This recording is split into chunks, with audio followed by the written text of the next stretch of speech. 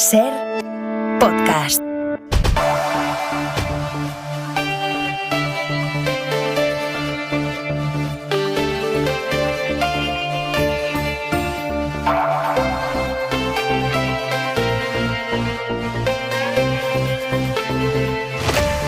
En solo una semana, del PSOE se ha dicho que ha llevado a la democracia a un nivel de degradación moral y política que no tiene nombre. Esto lo ha dicho Feijóo. Aznar dijo que el PSOE se ha convertido en el principal atacante de la Constitución y que por tanto se está poniendo en riesgo la continuidad de España como nación. Esto lo dijo Aznar. Y Bendodo ha dicho que el PSOE es la Unión Soviética. No como la Unión Soviética, no, que el PSOE es la Unión Soviética, por sus purgas. Y hoy, Xavier Trias, de Junts, el hombre que nunca perdonará a los socialistas haber pactado para quitarle la alcaldía de Barcelona, Trias ha llegado a decir aquí en la cadena SER que el PSOE estuvo detrás del golpe de Estado del 23F. Es muy llamativo cómo los adversarios políticos del Partido Socialista no terminan de entender que semejante oposición extrema sin límite dialéctico, dibujando al PSOE como Belcebú día sí día también, genera un efecto anestesia evidente. Los socialistas se excedieron de forma lamentable, atribuyéndole a Aznar actitudes golpistas y cometieron un error táctico inexplicable, expulsando en este contexto a Nicolás Redondo. Pero toda crítica legítima se diluye cuando aparenta sobreactuada. ¿Qué se va a decir más gordo de alguien del que ya se ha dicho que está llevando la democracia a la degradación moral y política, que se ha convertido en el principal atacante de la Constitución y que es como la Unión Soviética? Si la ciudadanía ya les ha escuchado atribuyéndole todos los males al PSOE, ¿qué queda? Quizá algunos crean que están pisando el pedal del acelerador de oposición y en el fondo estén pisando el pedal de la sordina. El de la sordina a su propio mensaje.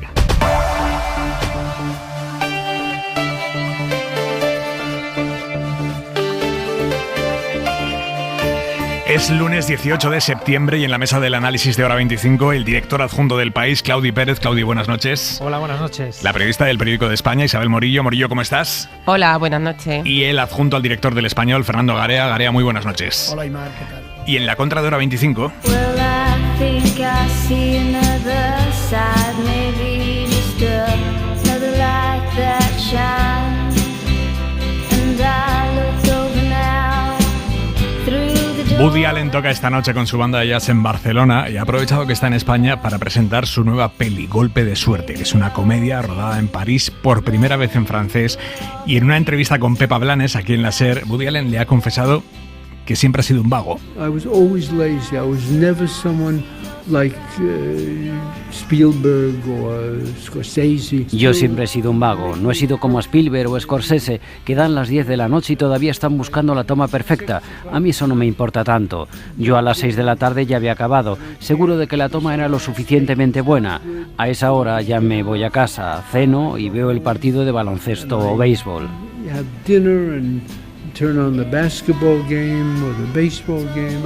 Manuel Javois, buenas noches. Aymar, ¿qué tal? Buenas noches. A las 6 de la tarde en casa. Normalmente los vagos son los mejores trabajadores, ¿eh?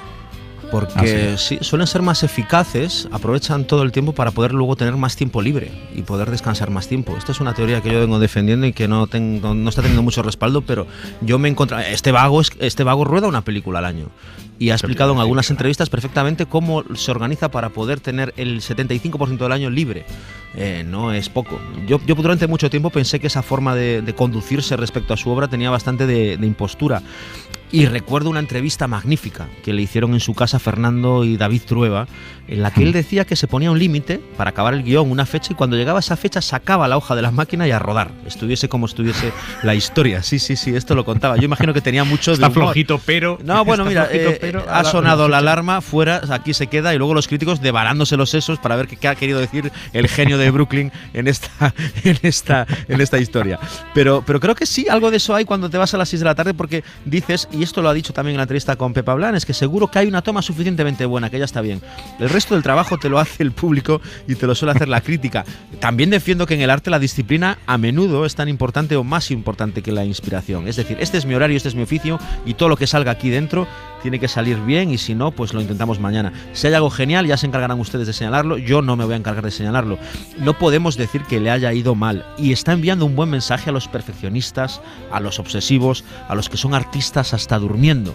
Hay que descansar la cabeza porque si no la descansas no sabes cuándo estás durmiendo o solo estás soñando. Dime por favor que a Miss Marte o a Mala Herba les faltaban 3 o 4 capítulos, pero es que dio la fecha.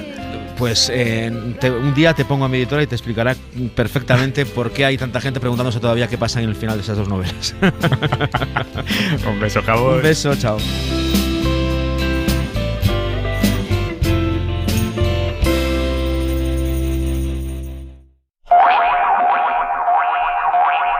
A última hora de hoy hemos conocido un nuevo crimen machista, en Tarragona. Ya son 8 las mujeres asesinadas por sus parejas o exparejas en septiembre. Es insoportable.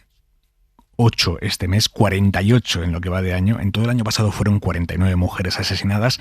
En lo que va de 2023 ya son 48. Solo una menos y a este año le quedan todavía 3 meses y pico. Es insoportable. El último caso, como digo, hoy en Tarragona, Eva Hidalgo. Los Mossos han detenido hoy al individuo de 43 años en la ciudad después que apareciera el cadáver de su pareja en su domicilio. Los posteriores análisis forenses han detectado signos de criminalidad en el cuerpo. El gobierno catalán ha emitido un comunicado condenando los hechos ocurridos ayer y dando el pésame a la familia de la víctima. Este año ya han muerto asesinadas en Cataluña 12 mujeres por violencia machista. Y la prueba de que el machismo cobra nuevas formas en todos los contextos, en todas las edades, es que la Fiscalía de Menores investiga la veintena de denuncias de familias extremeñas de Almendralejo que han visto cómo alguien o varias personas están generando imágenes con inteligencia artificial de adolescentes desnudas. Son chicas menores de edad, chicas reales, vecinas de Almendralejo, a las que les cogen fotos de su cara y les ponen con inteligencia artificial cuerpos desnudos. Esas fotos han circulado después en redes sociales. Isabel Villar, buenas noches. Buenas noches. Y son muy realistas, según Miriam, la madre de una de las chicas. En su caso fue su propia hija de 14 años la que fue a ella a enseñarle la foto en la que salía desnuda diciéndole, mira, esto le ha pasado a muchas chicas. Fue impactante porque la verdad es que son muy realistas las imágenes y si tú no la conoces, piensa que realmente esa foto es ella desnuda. Esto nos ha contado en Hora 14, como su hija y al menos otra veintena de afectadas por estos montajes que según sospechan han circulado desde el verano a través de grupos de WhatsApp, pero las chicas se han empezado a enterar al volver a clase. Una de ellas ha contado al País que se lo dijeron en el primer día de instituto, en el patio. Un chaval se acercó a ella y le soltó, he visto una foto tuya desnuda. La chica se asustó, se lo contó a su madre. Esta madre a su vez le preguntó a otra madre que acababa de oír lo mismo de boca de su hija. Siguen haciendo llamadas y todo estalla. Tú ves a tu hija llorando, mamá, que es que parece real. Es que parece tan real, incluso yo es que la tengo que mirar 2 veces. Porque digo, ¿es o no es? Es Ana, otra de las madres. Una de las chicas de 12 años denuncia incluso que ha sido víctima de extorsión. A través de Instagram un chico le escribió, ¿me puedes dar algo de dinero? Ella contestó que no y el chico, que según la policía escribía desde un perfil falso, le mandó esa foto de ella desnuda para que le pagara. Su madre se llama Fátima. Lo que yo temo es que ya haya salido la fotografía de mi hija fuera de lo que es un círculo, a lo mejor de adolescentes o de los chicos que lo han hecho. Porque ya si estamos hablando de un perfil falso, esa fotografía ya la puede tener cualquiera. Cuentan las madres que se han encontrado unas con otras en comisaría poniendo denuncias. La policía ha tomado declaración a al menos 7 víctimas y según delegación de gobierno ya hay menores identificados como presuntos autores de estos montajes. Uno de esos montajes, según El País, incluye una mosca, una marca con el logo de la web con la que se han hecho los montajes. En la página se lee este lema, desviste a cualquiera con nuestro servicio gratuito. Las familias dicen... Vivimos en un pueblo y sabemos perfectamente quiénes son. Normalmente hay 1, 2, 3 cabecillas y el resto son los palmeros. Y que tampoco podemos revictimizar a las víctimas como a alguno que se le ocurre a lo mejor decir cosas que ya no hemos visto. Es que claro, ¿de qué os quejáis si luego vais medio desnudas por la calle? E insisten en que las chicas no tienen que tener miedo. Esto no es culpa suya y que aquí estamos todas las madres y más todo el apoyo social para estar a tope con ellas. Dice Miriam que los únicos que tienen que avergonzarse de esto son los autores de las fotos. Gracias, Isabel. El asunto está en manos de la Policía Nacional, que ha identificado ya a varios de los menores implicados en la difusión de esas imágenes, pero esto nos plantea una pregunta y es, ¿está listo nuestro Código Penal para afrontar casos como este, donde interviene la inteligencia artificial que antes de ayer no existía o no a estos niveles de accesibilidad? Isaac Guijarro, buenas noches. Hola, buenas noches. Es abogado de Olimpia Abogados, especializado en violencia sexual. Esto que acabamos de escuchar, esto lo dirá la justicia, pero por lo que acabamos de escuchar, ¿esto se considera un delito de pornografía infantil? Sí, a priori y con el Código Penal enfrente, vamos, es un delito de pornografía infantil del artículo 189 del libro, además de manual. Aunque el cuerpo no sea el de las chicas menores de edad. Correcto, sí. Además, hay una circular de la Fiscalía General del Estado en 2015, concretamente la 2/2015, que concretamente habla de esto, ¿no? Lo llama pornografía virtual y habla de que, bueno, cuando estas imágenes sean reales o sean simuladas, sean lo suficientemente realistas como para que cualquier persona pueda confundir, ¿no? O pueda identificar como que puede ser real, esto constituiría un delito de pornografía infantil, sea el cuerpo de otra persona y la cara de una tercera o no. Es decir, al final esta simulación del cuerpo es irrelevante en cuanto a que es igual de delito como si fuera el suyo propio, claro. ¿Y con qué penas está castigado esto?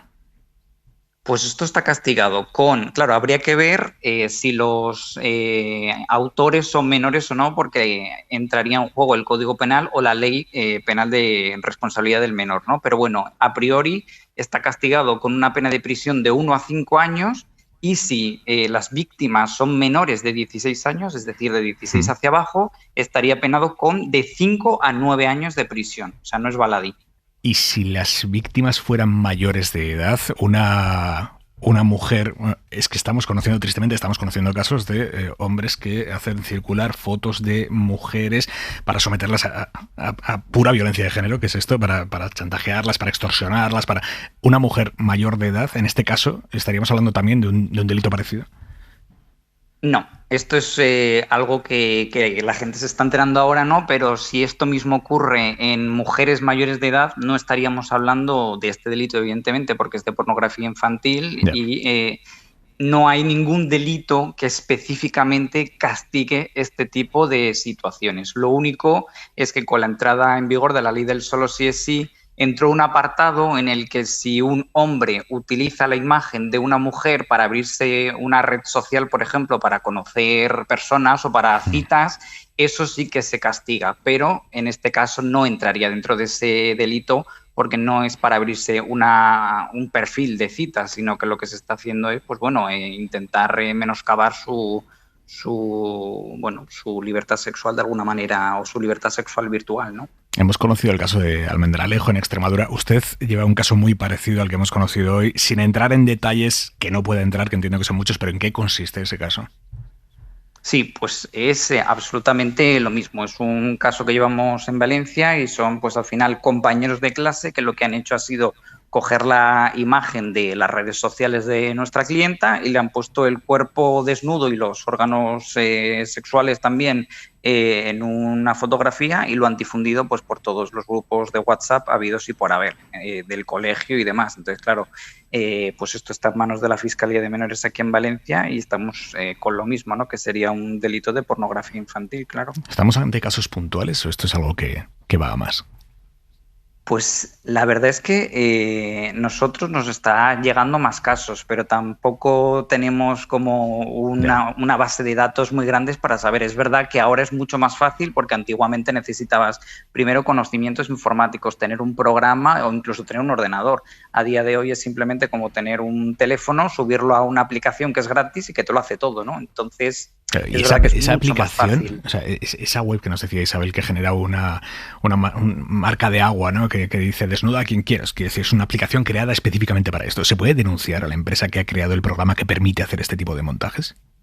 Absolutamente, absolutamente. Y además incluso la propia empresa podría estar también cometiendo el mismo delito, ¿no? De pornografía infantil por estar facilitando esta conducta. Además el artículo 189 ter del Código Penal así lo prevé y por tanto incluso también la Fiscalía podría solicitar al juzgado de menores que dictase una orden para bloquear los servicios de la página web en caso de que estén en el extranjero o incluso eliminarla por eso, por fomentar este tipo de actividades, ¿no? Y más si además se dedica únicamente a desnudar a personas, ¿no? Porque bueno, al final cualquier aplicación de inteligencia artificial se puede utilizar para fines positivos o negativos, ¿no? Pero claro, si ya la propia aplicación, su objetivo es desnudar a gente gratuitamente, pues claro, aquí ya estaríamos hablando de un problema. Isaac Guijarro, Olimpia Abogados, gracias, buenas noches. A vosotros, un abrazo. Decíamos, Morillo, que esto plantea varias derivadas de análisis. La primera, cómo el machismo cobra nuevas formas, todas las que puede, en todos los contextos y en todas las edades, que es el caso claro del que estamos hablando, pero también la segunda derivada de cómo una herramienta que abre tantas puertas para el avance de la sociedad, como es la inteligencia artificial, si no está bien regulada y no bien utilizada, puede también acoger el uso más pernicioso posible, que es el de la humillación, incluso el de la extorsión. Pues sí, yo creo que hay una legislación todavía por concretar sobre inteligencia artificial. Está en ello la Comisión Europea, se han dado pasos. De hecho, Europa está siendo pionera, pero quedan muchísimos vacíos. Y lo que hay que dejar claro, lo ha explicado perfectamente el abogado, es que esto que podría parecer una broma o una gamberrada, no lo es. Esto es un delito en vía penal, pornografía infantil y hasta 9 años de prisión.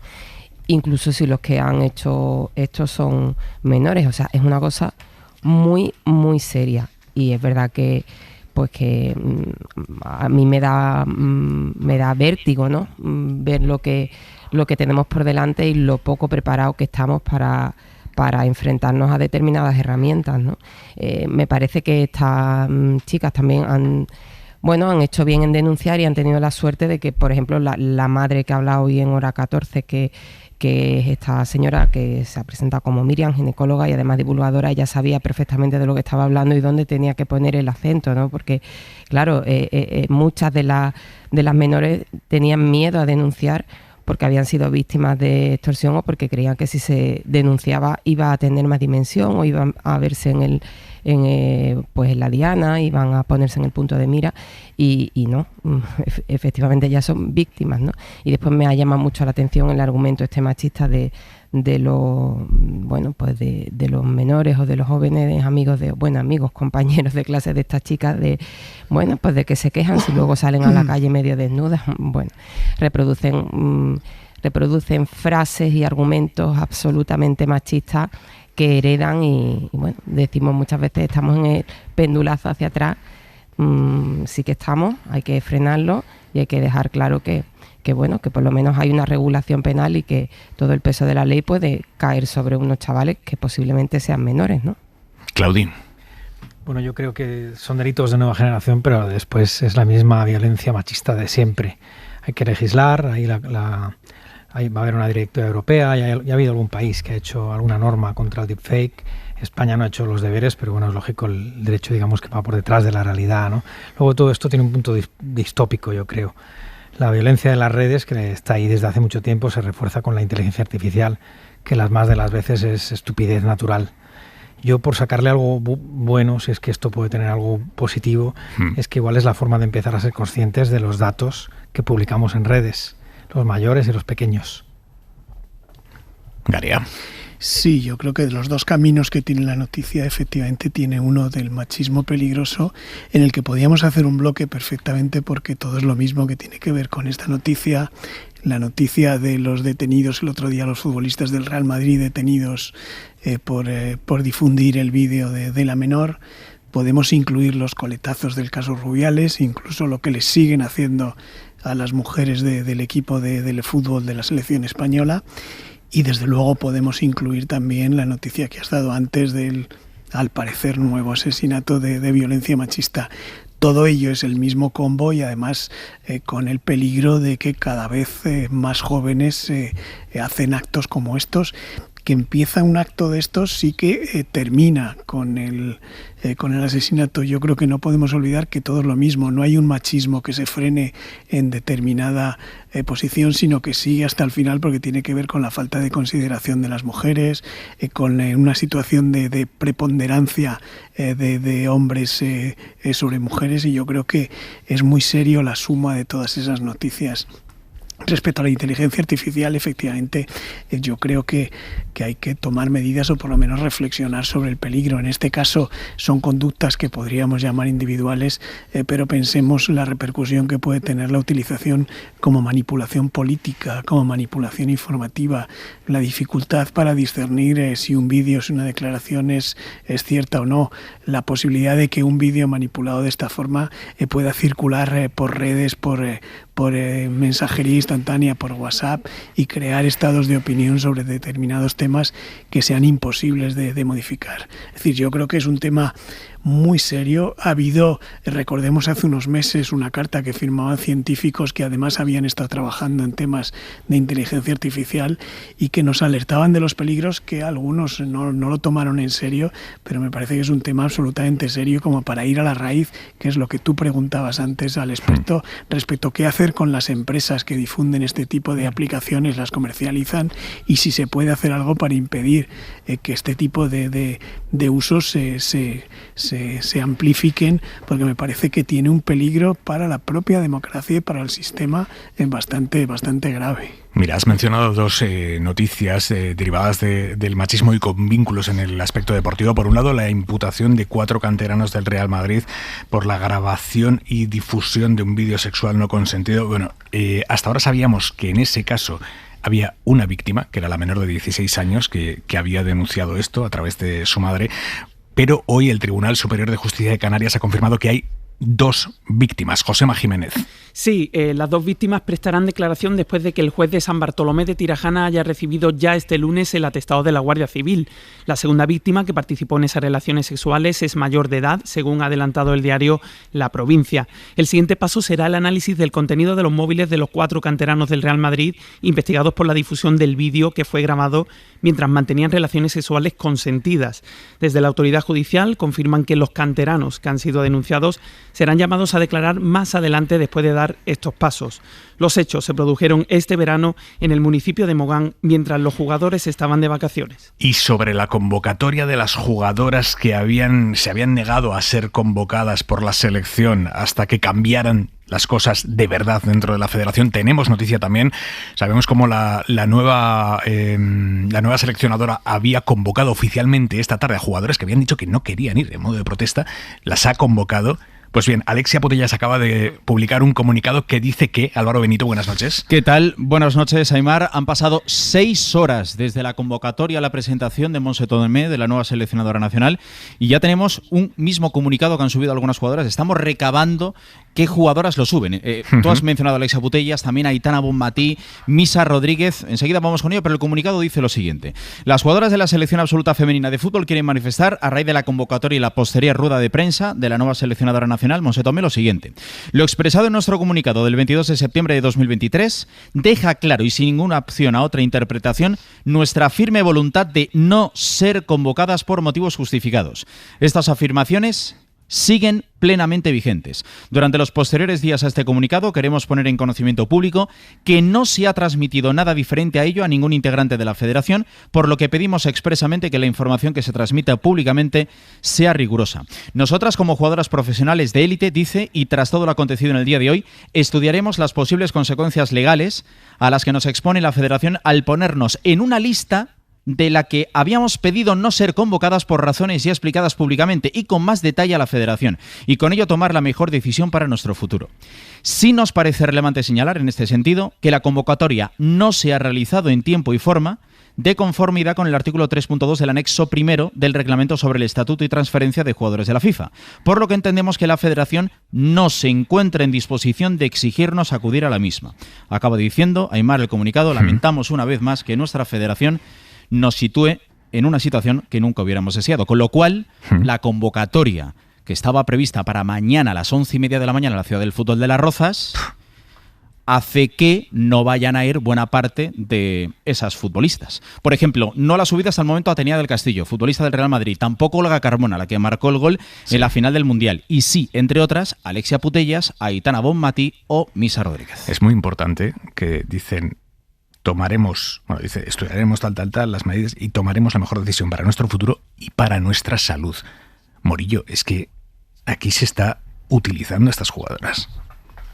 Hombre, me parece indignante, o sea, que la entrenadora haya convocado a las jugadoras en plena negociación cuando se sabía firmemente y vamos, sin ambigüedad cuál era la posición de ellas y lo que pedían, no sé, una manera de reírse de ellas en la cara una vez más, ¿no? A mí no sé, creo que hay que mirar atrás, venimos de lejos. Ya en septiembre de 2022 hubo un mensaje de 15 jugadoras advirtiendo de lo que tú decías, de que su salud mental se estaba resintiendo porque estaban en un clima laboral de acoso inaguantable y que muchas estaban padeciendo y teniendo secuelas. Y la lectura general, salvo excepciones, incluidos los medios de comunicación, es que eran poco profesionales, que estaban sometiendo a la federación a un chantaje, que era algo así como un capricho, unas niñas malcriadas, sin compromiso, que no entendían de verdad los valores del fútbol. Bueno, yo creo que todos los que dijeron esas palabras se las deberían de tragar y pedir perdón. Un año después vuelven a echar un pulso a la federación después de haber ganado un mundial de fútbol y después de haber demostrado que todo lo que habían denunciado de machismo y de acoso dentro de la estructura de la propia federación sigue vigente, porque como ellas ellas han dado, no es que pidan cosas vagas, ellas han dado una lista de nombres y de personas que han encubierto los desmanes del anterior entrenador y del anterior presidente y que quieren que se aparten y se dé un paso a un lado y que de verdad haya una regeneración profunda. Yo no sé a qué está jugando la federación. Aquí todo el mundo se ha subido a la ola de indignación del beso y me parece muy bien, pero tienen que mantenerse firmes en el pulso y llegar hasta el final. Cierre de fila absoluto con estas jugadoras, la verdad. Fernando, Claudio. Bueno, a mí me parece tremendo, por no decir otra cosa. Es decir, que les sigan faltando el respeto de esta forma y que al final, fíjate si la conclusión es que las terminan sancionando a ellas por no incorporarse a esta convocatoria. Me parece tremenda esta convocatoria, que yo creo que lo que hace es coaccionarlas y forzarlas a ir cuando no ha habido un acuerdo, cuando no se les ha concedido cosas tan mínimas como las que están pidiendo, que efectivamente son las personas que les han... no sé cómo calificarlo sin meterme en un lío, que les han faltado al respeto, que esas personas no sigan en la federación o al menos no sigan en contacto con ellas, y ni siquiera les han hecho caso y encima les hacen esta convocatoria para coaccionarlas, y además con otro efecto más. Supongamos que ellas no se presentan, claro, llaman a otras futbolistas que también se tienen que incorporar, y si se incorporan las están forzando a que hagan una especie de esquiroles. Esquirolaje, sí. Claro, de esquiroles en esta situación tan tremenda. A mí me parece que es una falta de respeto. Yo no sé. Vemos que las raíces de Rubiales en la federación y de todo lo que representa son mucho más profundas de lo que creíamos. Y lo que es tremendo también, ampliando un poco el foco, es que hace menos de un año se haya aprobado una ley del deporte que, por lo que vemos, es insuficiente para atajar este tipo de situaciones, porque resulta que esa ley tan reciente se ha quedado corta y a lo mejor lo que hay que hacer es pensar en un cambio de la legislación para que una federación deportiva, en este caso la de fútbol, no pueda hacer lo que le dé la gana, teniendo en cuenta que aunque sea una entidad privada, sí que representa a España, representa unos valores, representa muchas cosas en las que no pueden actuar con absoluta impunidad, y en este caso me parece un caso de falta de respeto absoluto. Claudio. Bueno, la federación daba la impresión de haberse renovado, ¿no? Sí. La nueva Federación Española de Fútbol se parece poderosamente a la Federación de Rubiales. Se mete en los mismos líos. La nueva seleccionadora no deja de ser la segunda de Bilda, y el nuevo presidente está usando las mismas argucias muy parecidas con los comunicados, con casi todo a los que usaba Rubiales, ¿no? O sea que aquí ha pasado eso tan lampedusiano, de que todo sigue igual. Mañana comienza en la sede de la ONU en Nueva York la Asamblea General de Naciones Unidas y el presidente Pedro Sánchez está ya allí. Acaba de participar en una cumbre previa en la que se analiza cómo está cumpliendo cada uno la hoja de ruta para conseguir las ODS, los Objetivos de Desarrollo Sostenible fijados para 2030. Y en ese marco Sánchez acaba de reivindicar el escudo social robusto, dice, que ha puesto en marcha el gobierno de coalición en la pasada legislatura. Enviada especial de la SER a Nueva York, Inma Carretero, buenas noches. ¿Qué tal? Buenas noches. Se han juntado hoy los líderes mundiales aquí en Nueva York para hacer casi una terapia de grupo sobre la Agenda 2030, porque queda muy poco tiempo y los objetivos para el desarrollo sostenible van con mucho retraso. La pandemia y la guerra han lastrado los compromisos. Hemos oído intervenciones muy pesimistas. Pedro Sánchez no lo ha sido tanto, está en un momento político muy particular en España y es inevitable no leer este primer mensaje ante la comunidad internacional 3 minutos en la sede de Naciones Unidas en clave nacional, porque ha reivindicado la gestión de su gobierno en funciones. En estos años hemos dedicado ingentes esfuerzos económicos para armar un escudo social robusto que protegiera a los más vulnerables. Y hemos puesto en marcha profundas reformas, implementado políticas públicas en el ámbito del empleo, la educación, la salud, la igualdad de género, la inclusión social, la digitalización y la lucha contra la emergencia climática, sin que nadie quede atrás. En la cuenta atrás de la investidura previsiblemente fallida de Núñez Feijóo, Sánchez ha hablado de futuro, a pesar de que aún no está configurada la mayoría para formar gobierno. De hecho, ha ofrecido a España para acoger en 2025 la cumbre para la financiación del desarrollo sostenible. Mi país, ha asegurado, seguirá contribuyendo de manera decisiva a los instrumentos de nación al lado del secretario general para impulsar los objetivos. Con Antonio Guterres, con el secretario general de Naciones Unidas, se ha reunido después a solas en un momento en el que la Moncloa dice que es muy importante trasladar que hay normalidad democrática en España, que están en funciones, pero que España está representada aquí al más alto nivel en la Semana Grande de Naciones Unidas. Mañana es cuando arranca la Asamblea General. Sánchez va a intervenir el miércoles por la noche, ya en la madrugada española, e inmediatamente después regresará a Madrid para seguir de cerca las negociaciones. Gracias, Inma. Y con Sánchez allí en Nueva York, aquí en España su gobierno, PSOE y Sumar, están enviando mensajes al independentismo, especialmente a Puigdemont, mensajes más o menos explícitos, según quien los envía, pidiéndole que renuncie a la unilateralidad como paso previo para negociar un acuerdo para la investidura y quizá legislatura. Y en ese contexto, la amnistía que reclaman Junts y Esquerra sería parte de la negociación. Esto lo dice más claramente Sumar, que habla sin tapujos de la amnistía. Y habla también de la contrapartida de que los independentistas renuncien a un nuevo proceso, que renuncien explícitamente.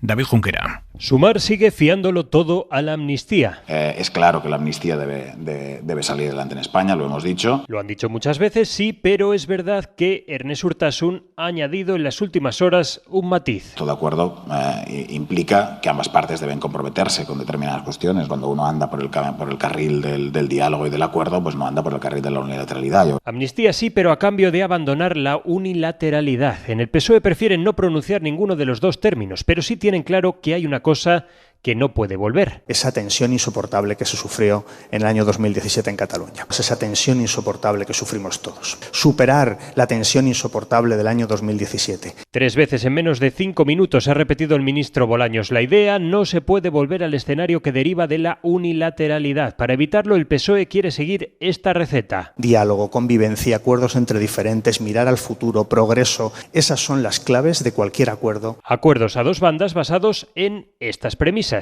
Y cualquier acuerdo al que lleguemos relativo a Cataluña irá por esa senda que se ha demostrado que es exitosa. No concreta los hitos de esa senda Bolaños, amparándose en el argumento que no paramos de escuchar en los últimos 2 meses. Las conversaciones discretas y los acuerdos ya serán públicos si se cierran.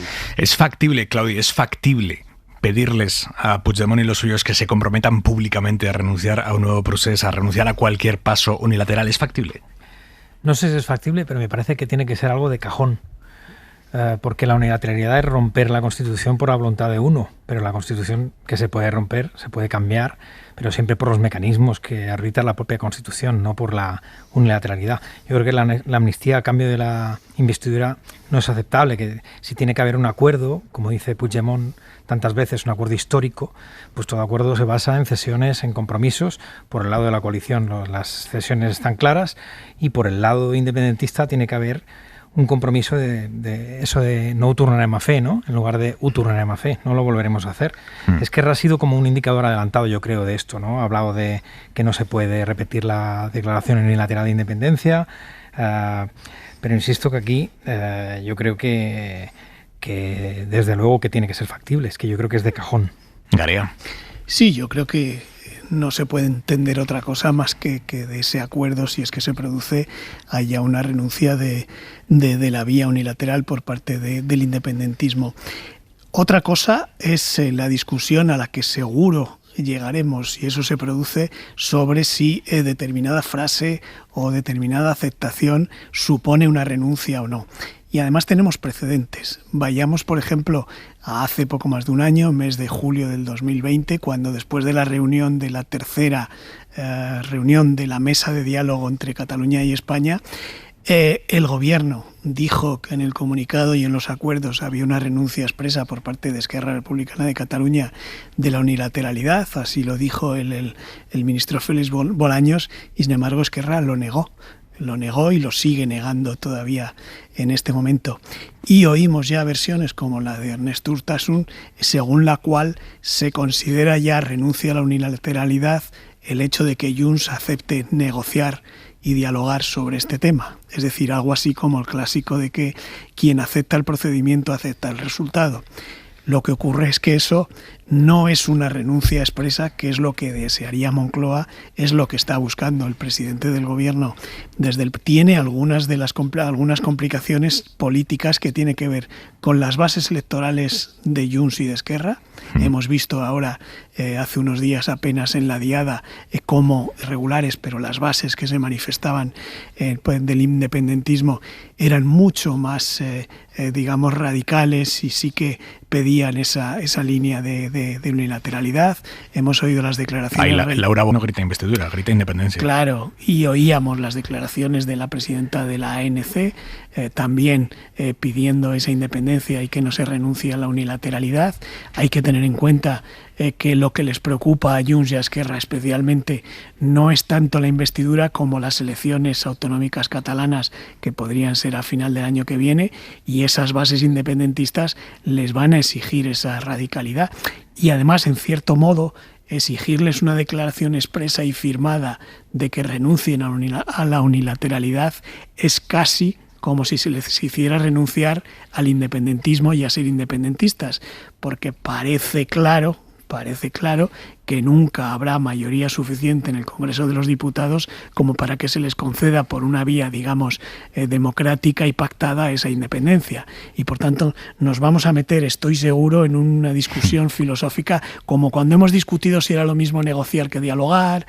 Cuando hemos tenido ese tipo de discusiones, pues me temo que dentro de poco vamos a tener la discusión sobre si determinada frase o determinado acuerdo supone esa renuncia o no. Morillo. Ya, puede ser filosófico, ¿no? Y es verdad que Junts ya ha dicho que un papel por delante firmado como contrapartida a una investidura en el que digan que renuncian expresamente a la unilateralidad, hoy por hoy supondría que no hay investidura.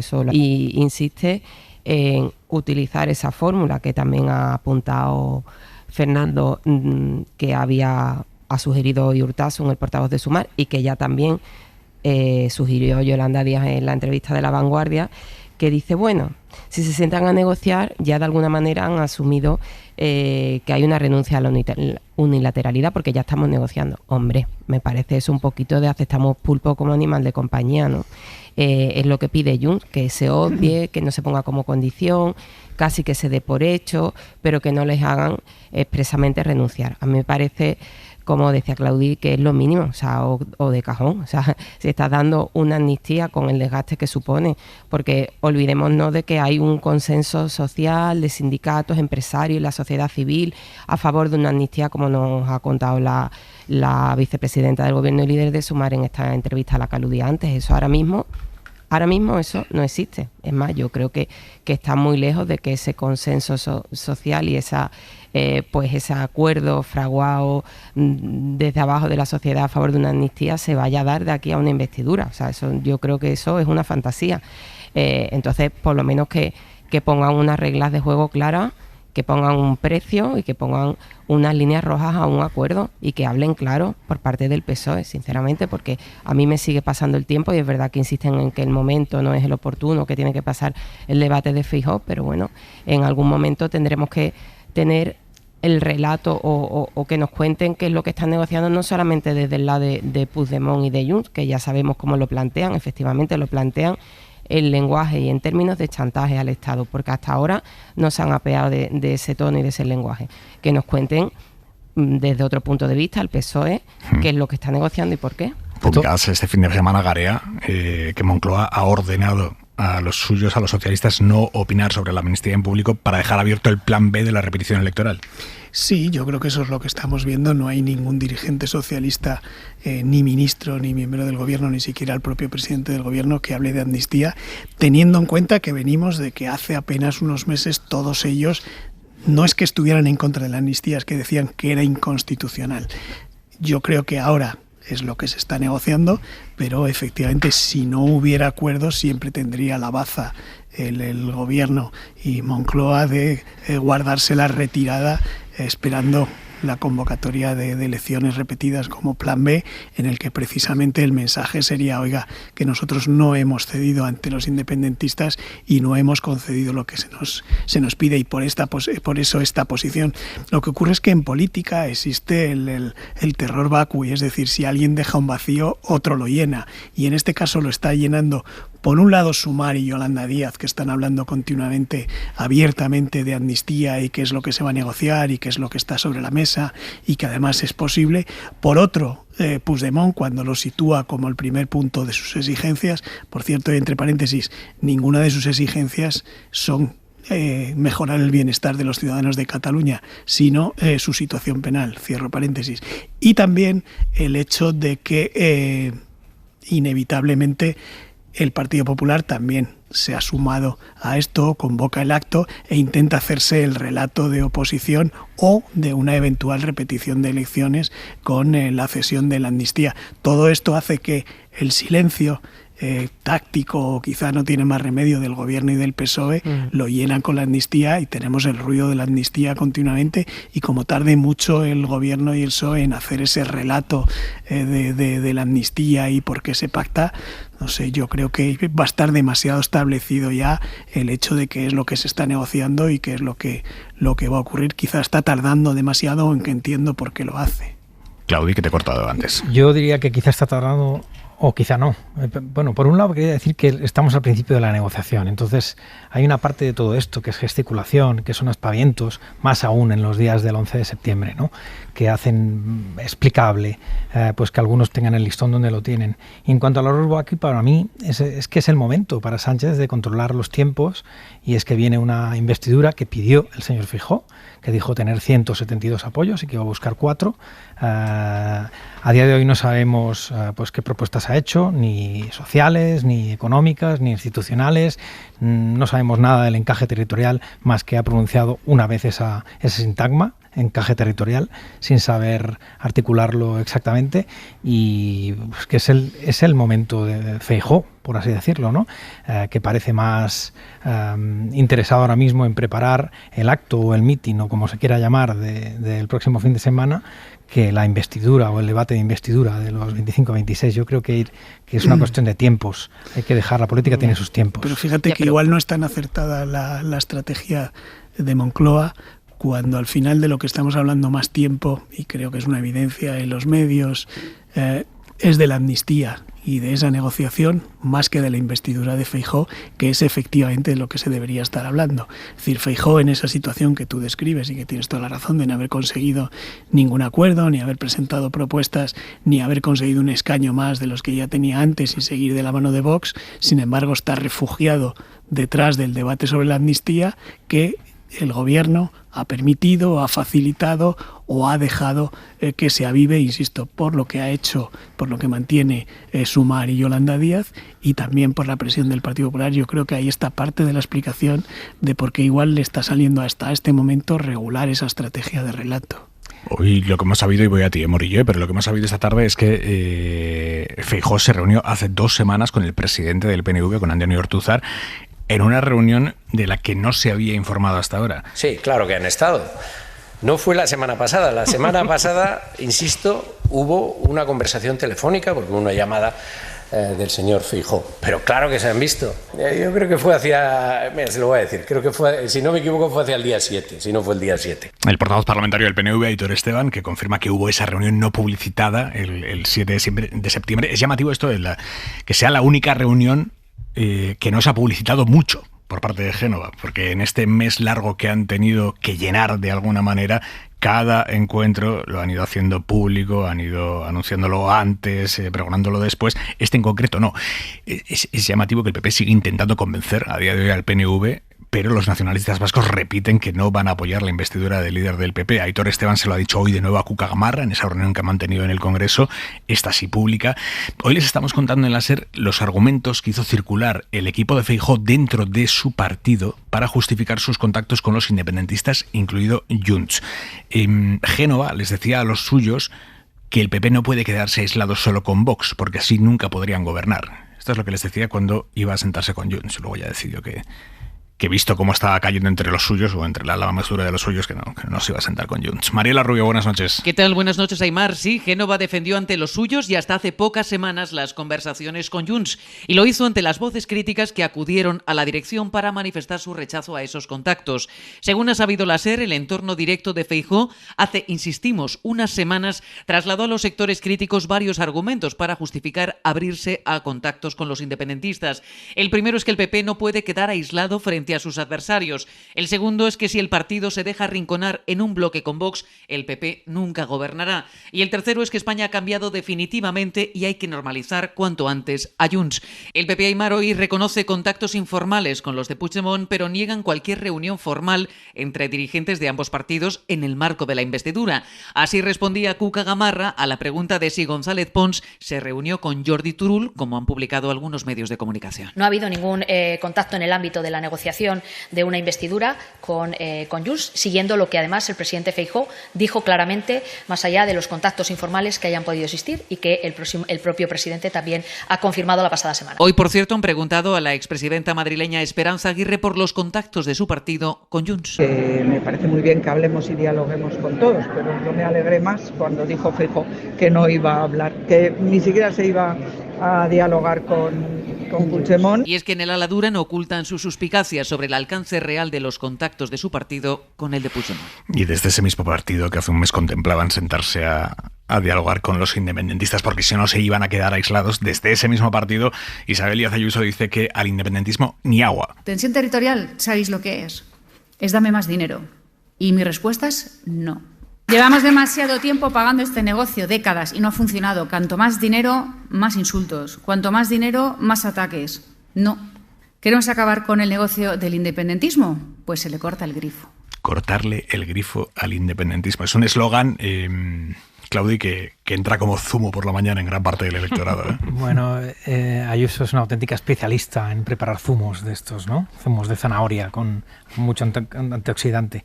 Yo creo que se lo podría aplicar a sí misma, que se autocierre la primera, porque Ayuso de alguna manera también es nacionalista, una nacionalista española, con un cierto desprecio por las minorías, con unos modos a veces autoritarios, con un cierto gusto por la hipérbole, que era lo primero que decía Feijóo que iba a desterrar cuando llegara a la política española.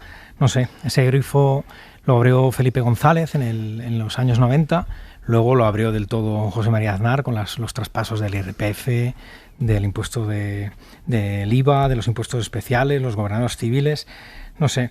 Yo creo que aquí Ayuso se dedica profesionalmente a hacer ruido, ¿no? A preparar zumos oxidantes. Morillo.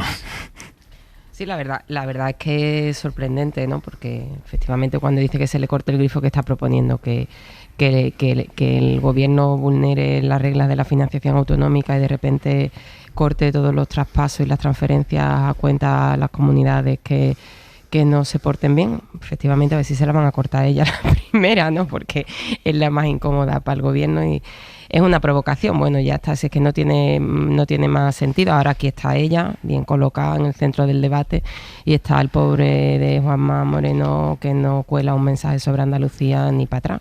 Esa es la realidad. Aquí el debate autonómico está lógicamente liderado y pivota sobre Cataluña, sobre el País Vasco, sobre esa propuesta de Urkullu de abrir un debate, un nuevo modelo territorial para España, pero sobre todo sobre las aspiraciones de Junts y de Esquerra, porque ellos son los que tienen los votos decisivos para que una investidura salga adelante.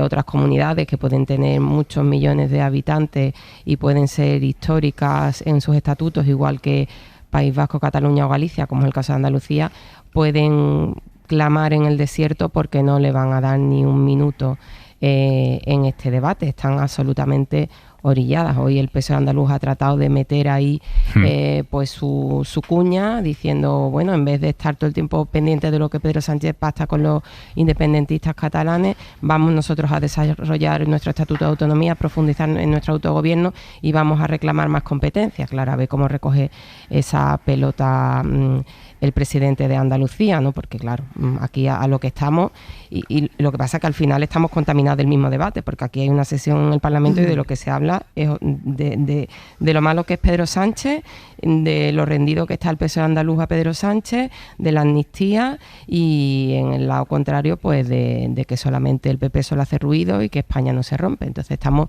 al final todos estamos fuera del debate porque no tenemos voz en el debate, pero todos arrastrados a este asunto, ¿no?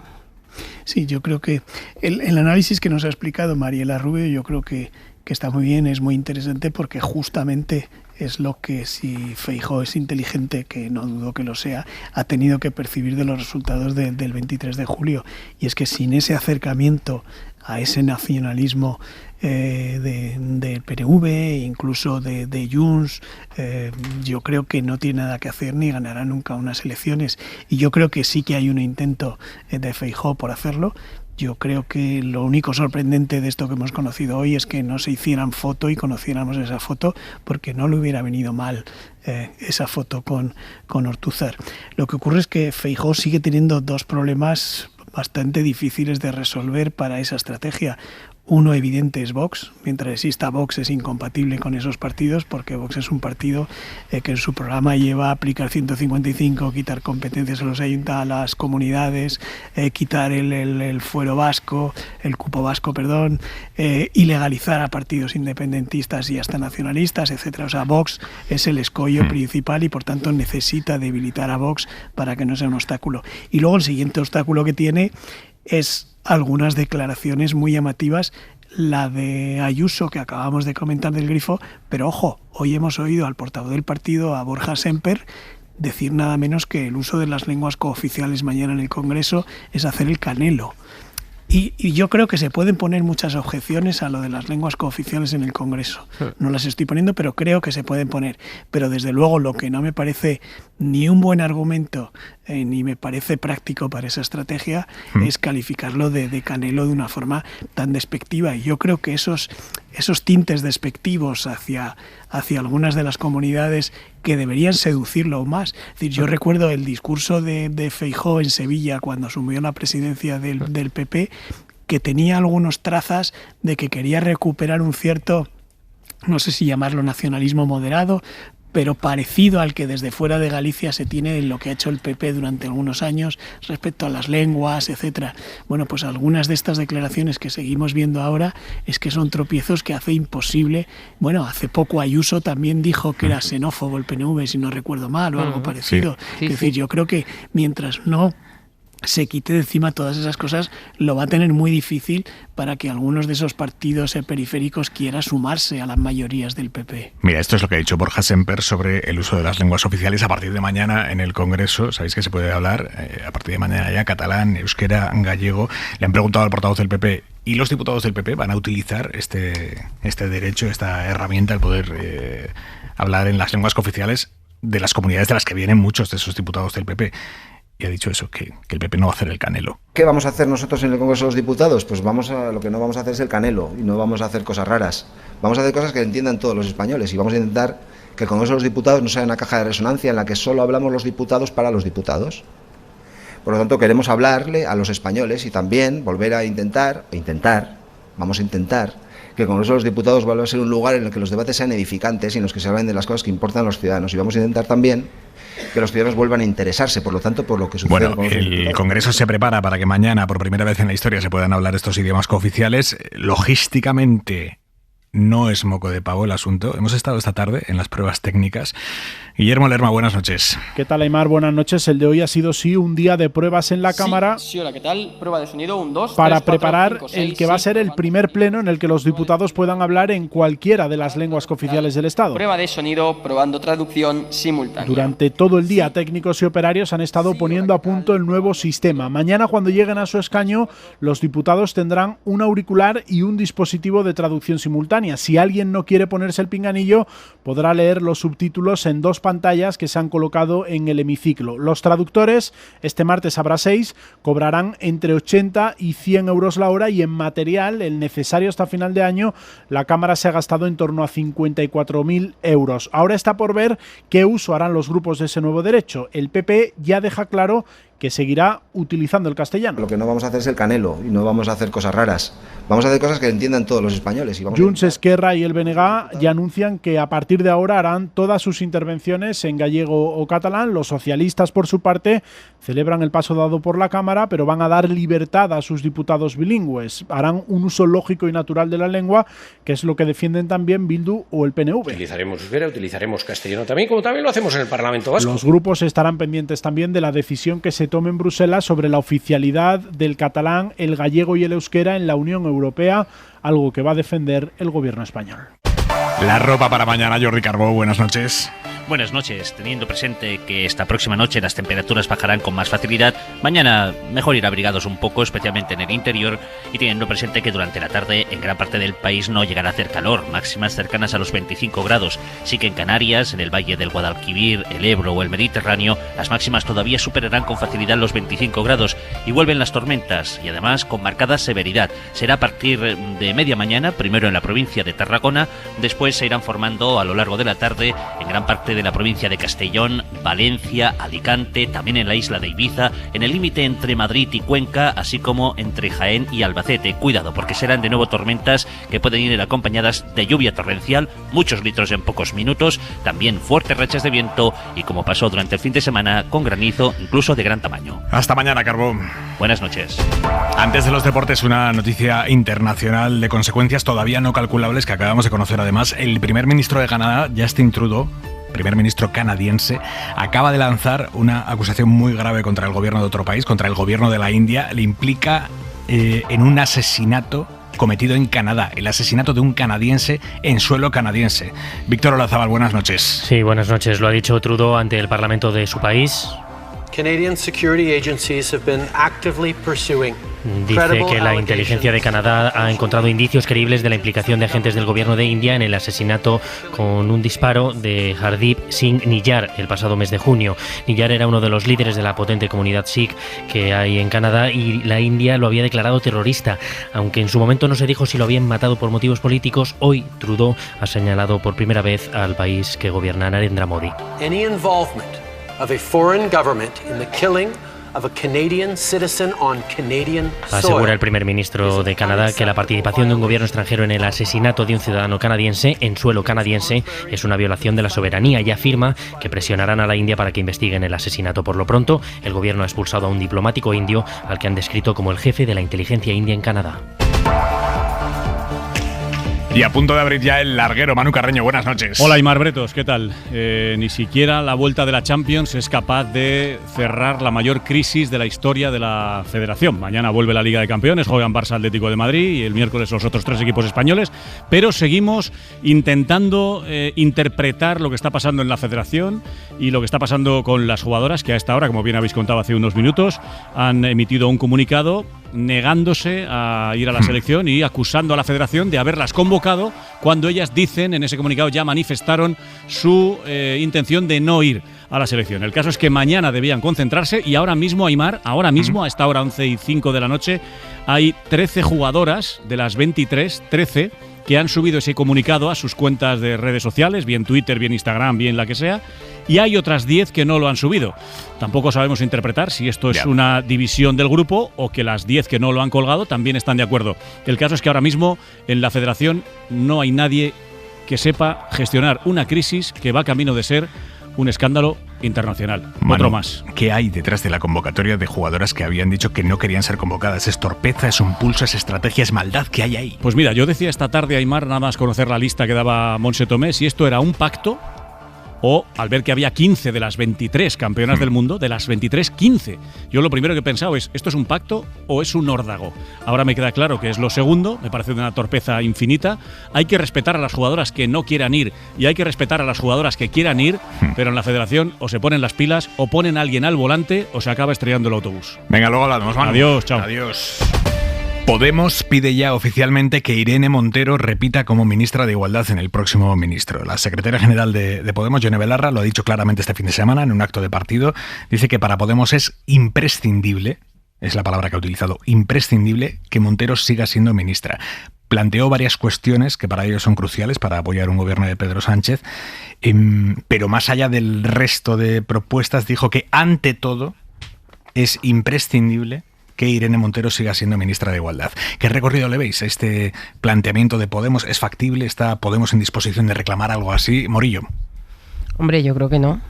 Irene Montero no ha ido ni siquiera en las listas. O sea, vamos a ver, el Ministerio de Igualdad no va a estar en manos de Irene Montero en la próxima legislatura hasta donde yo sé y he podido hablar y preguntar, y además que no es ningún secreto, ni por parte del PSOE ni por parte de Sumar, de la coalición electoral en la que Podemos ha concurrido a las elecciones. El recorrido yo lo desconozco. Cuando escuché el tono tan imprescindible de ultimátum, digo, ¿será capaz Podemos de dar la orden a sus diputados de que no voten una investidura de Pedro Sánchez si Irene Montero no es ministra de Igualdad? Y rápidamente me dijeron que no, que tampoco es eso, ¿no? Pues entiendo que están presionando y públicamente cerrando filas con Irene Montero, que ahora parece ser pues el gran nombre, el icono de Podemos, y es lo único que según ellos exhiben les queda. No lo sé, no entiendo que Podemos entre en este debate de personalismos y de nombres y en el momento en el que estamos. No sé, me parece de verdad accesorio. Claudio. Es que me parece un planteamiento feo. O sea, se supone ese planteamiento que va a repetir el gobierno de coalición, cosa que está por ver. Estamos en plenas negociaciones. Viene una investidura de Feijóo primero, luego ya veremos qué hace el rey, si se la otorga a Sánchez, y en el caso de que se la otorgue, es prerrogativa del presidente del gobierno fijar los perfiles de los ministros. Yo creo que aquí va a buscar un perfil que encaje con la sensibilidad del PSOE y con la de Sumar, un perfil distinto del de la antigua ministra de Igualdad, que tuvo a bien fracturar un fenómeno como el feminismo, y entonces en caso de que repita el gobierno de coalición, esa es prerrogativa, como digo, del presidente del gobierno, y yo creo que en este caso hay que buscar un perfil que esté a medio camino de los que representan los socialistas y los miembros de Sumar. Garia. Bueno, del presidente del gobierno no tanto, ¿eh? Quiero decir, por ser gobierno de coalición, sí será pacto del presidente del gobierno con la vicepresidenta, que se supone que seguirá siendo vicepresidenta, no parece que pactar la estructura, pero los nombres los propone cada uno de los partidos que forma la coalición, en este caso PSOE y Sumar. Dicho esto, yo creo que a estas alturas no debemos tener ninguna duda, creo yo, de que Sumar se creó precisamente para superar, sepultar, acabar, o el verbo que se quiera, con Podemos. Yo creo que eso lo vimos cuando se hicieron las listas y cómo se redujo a lo mínimo posible a Podemos, y además se eliminó a quien desde el punto de vista de Podemos es su figura más emblemática, además de la secretaria general Yone Belarra, y yo creo que ya ahí tuvimos una prueba.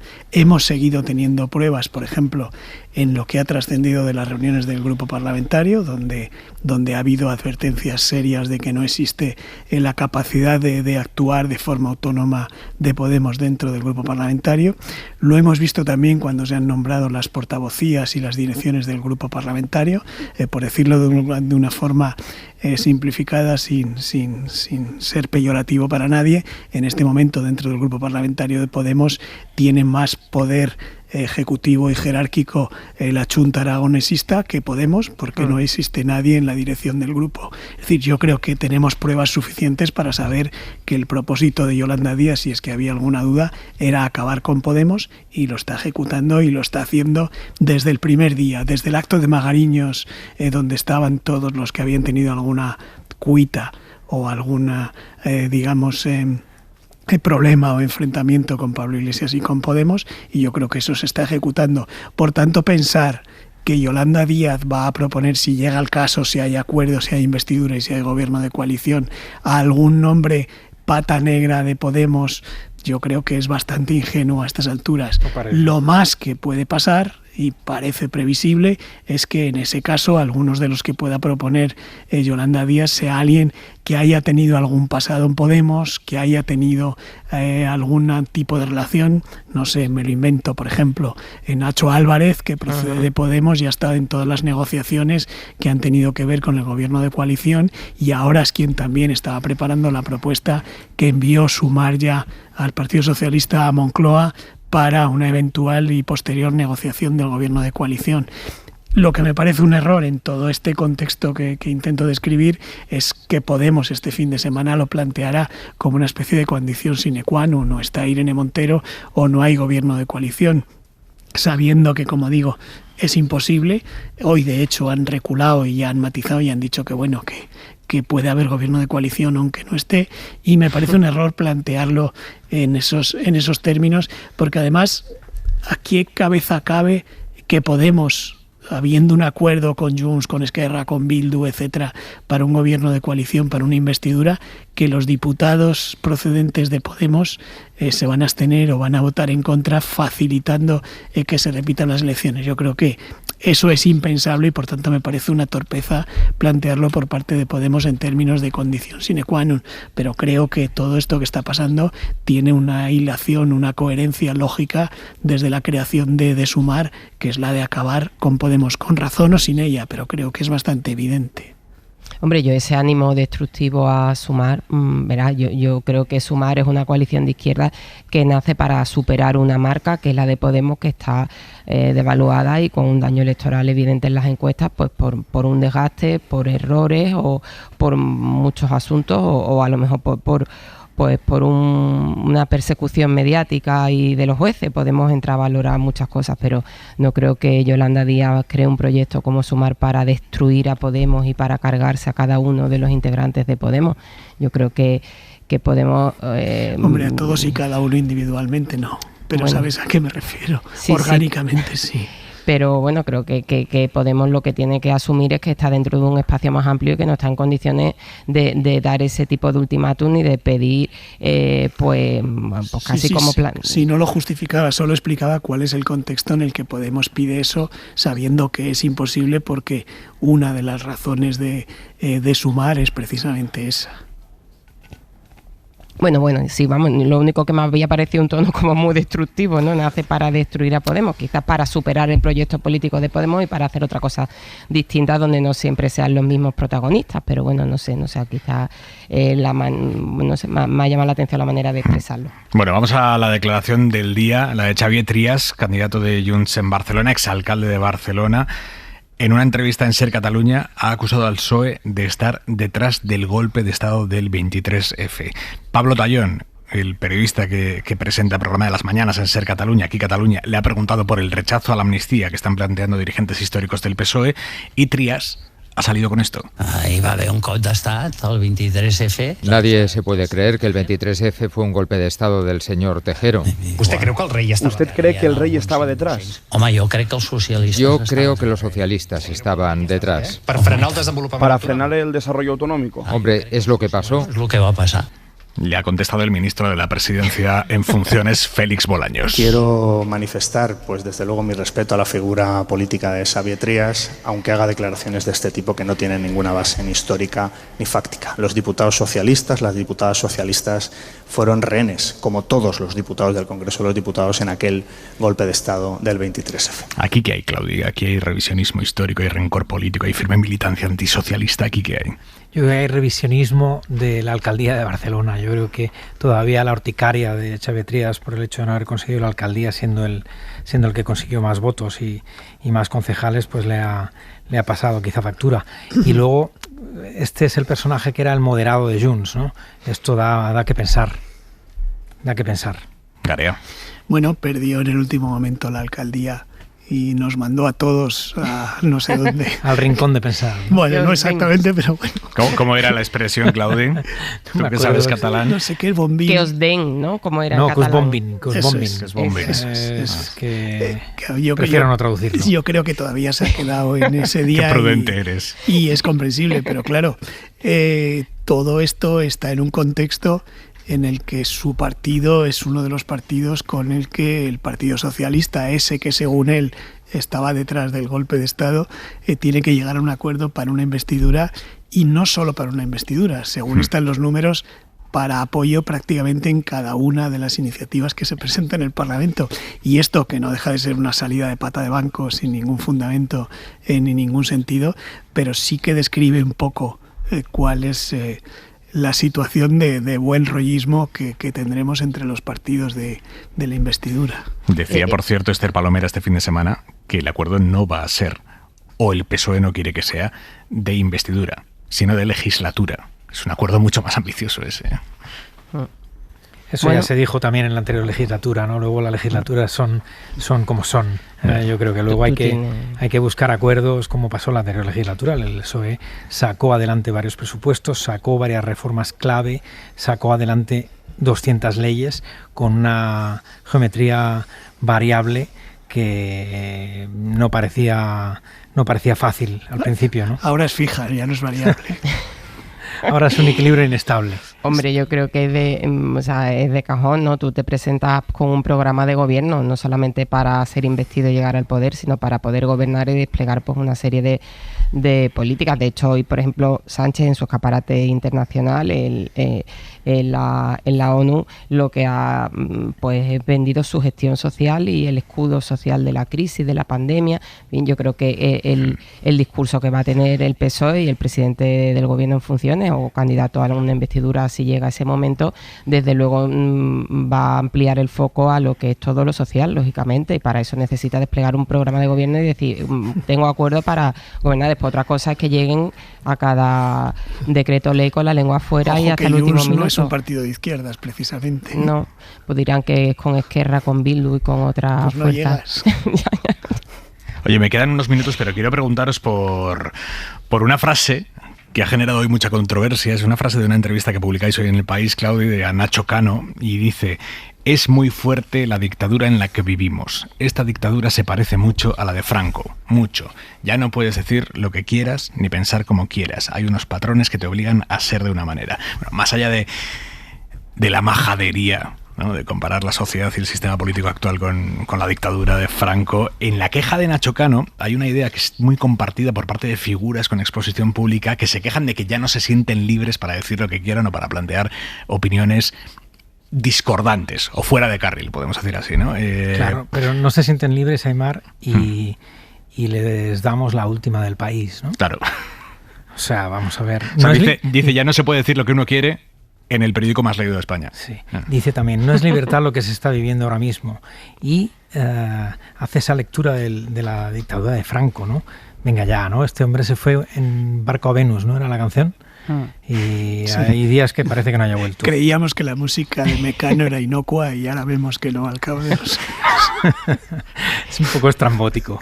Es que es la manera de plantear la crítica. O sea, tú puedes decir, estamos expuestos, en las redes sociales hay una dictadura en las redes sociales, lo políticamente correcto nos coarta como artistas. Bueno, pues ese tipo de reflexiones me parece que está muy bien. Pero a mí lo que me llama la atención, y además esto no es solo Nacho Cano, sino que lo hemos visto en varios personajes de primera línea, es decir, un poco más o menos que con Franco vivíamos mejor, que me parece hiriente. Eso sí que me duele. Cada vez puedo menos con los nostálgicos, con los de todo tiempo pasado fue mejor, mentira, y con los perezosos, lo de que me da pereza, uy, qué pereza, no puedo. O sea, que tachado ya Nacho Cano, y por supuesto no pienso ya en Mecano como Nacho Cano. Yo siempre he sido de José María y me reitero. Soy del hermano que también tiene miga, el hermano, por lo que sabemos, pero bueno. Es todo tiempo pasado fue anterior, yo creo que es. Total, muy bien, Claudio, y no mejor, anterior, ya pasó, punto. Vamos a disfrutar el momento presente y a mejorar lo que tenemos maneras, ahora. Esa entrevista tiene 17 títulos, a mí me gustaba uno especialmente. Y qué buenísima, es que había titulares por todas partes, macho. Fernando Navarro le ha sacado tanto zumo como el que suele sacar. Antes decíamos Isabel Díaz Ayuso, ¿no? Y uno de los títulos es con Díaz Ayuso, dice: Isabel Díaz Ayuso es la única persona que me da garantías, dice también en la entrevista.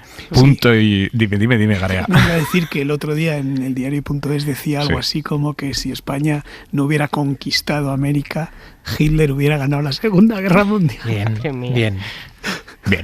Punto y 25. Soledad Gallego Díaz. La campaña de la vacunación de la COVID se ha adelantado ante la evidencia de que están apareciendo en España bastantes casos nuevos. Afortunadamente, el virus reviste ahora menos gravedad y sus síntomas pueden ser paliados con facilidad. Pero nada, absolutamente nada, puede asegurarnos que dentro de unos años, muchos o pocos, no aparecerá un virus distinto, mucho más letal, como lo fue la COVID-19 al principio. Por eso es tan importante saber exactamente qué pasó al inicio de la pandemia y qué se pudo haber hecho de otra manera y mejor. Por eso es tan importante la Comisión Ciudadana por la Verdad, integrada por juristas y expertos en salud pública, que se está reuniendo estos días en Madrid. Se trata de saber si se han investigado correctamente las más de 7.000 muertes que se produjeron en aquellos días en los 500 geriátricos de la Comunidad de Madrid, y cómo y por qué la inmensa mayoría de aquellos ancianos murió sin ningún tipo de ayuda médica, solos y abandonados a su suerte. No se puede cerrar los ojos, no solo por ellos, sino por todos aquellos que algún día puedan sufrir su misma suerte si hoy, ahora, no se establece qué protocolos se pueden aceptar y cuáles no, cuáles nunca pueden volver a ser aplicados por ninguna autoridad política. Punto y 25.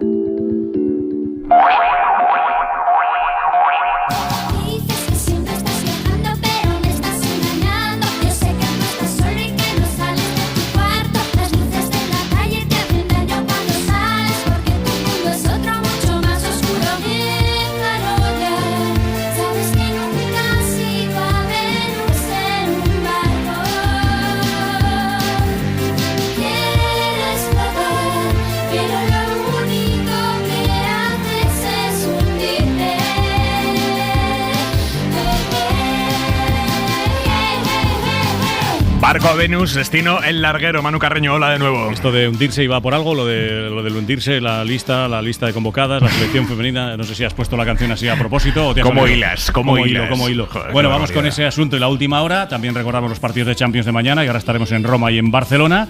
Y acaba de decir Rafa Nadal, Aimar, en una entrevista en Movistar Plus, que en un futuro sí le gustaría ser presidente del Real Madrid. Ahí lo dejo. Ahí lo deja. Manu, te escuchamos ahora. Hasta luego. Adiós. Chao. Claudi Pérez, Fernando Garea, Isabel Morillo, un abrazo, amigos. Adiós. Chao, chao. Hasta mañana, familia. Descansar.